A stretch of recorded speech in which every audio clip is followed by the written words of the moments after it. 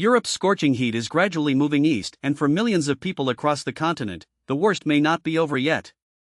A massive heat dome that drove record-breaking temperatures across Western Europe is shifting eastward, bringing some marginal relief to Spain, France, and Britain, while now threatening Central and Eastern Europe with a brutal weekend ahead.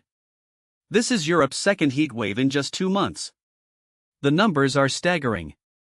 Large parts of France remain under a red alert, the highest possible warning, with temperatures expected to peak between 102 and 106 degrees Fahrenheit.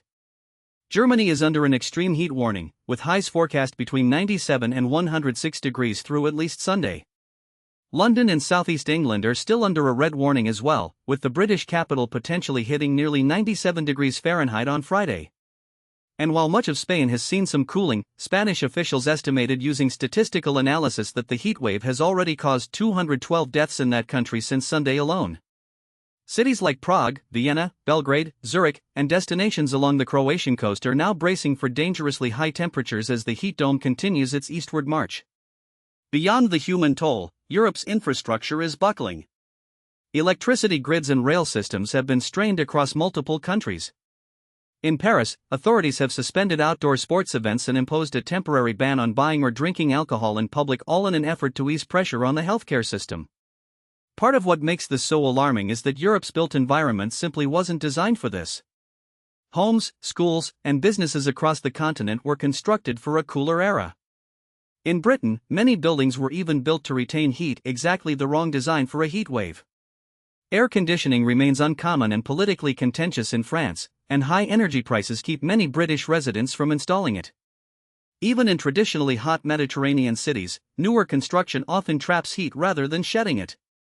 And scientists say this is no accident of nature. Researchers with World Weather Attribution, a group that analyzes extreme weather events, concluded that this heat wave would not have been possible without human-caused global warming. Temperatures like these would have been rare in Europe in the early 2000s, when the planet was about 1 degree Fahrenheit cooler. They would have been virtually impossible 50 years ago, when it was 2 degrees cooler still.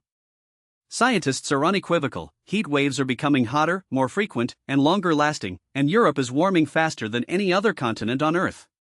In recent years, Europe has seen tens of thousands of heat-related deaths annually.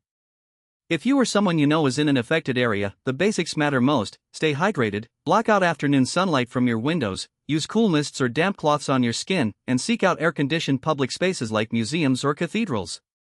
Watch for warning signs of heatstroke, dizziness, rapid pulse, nausea, headache, or fainting, and take them seriously.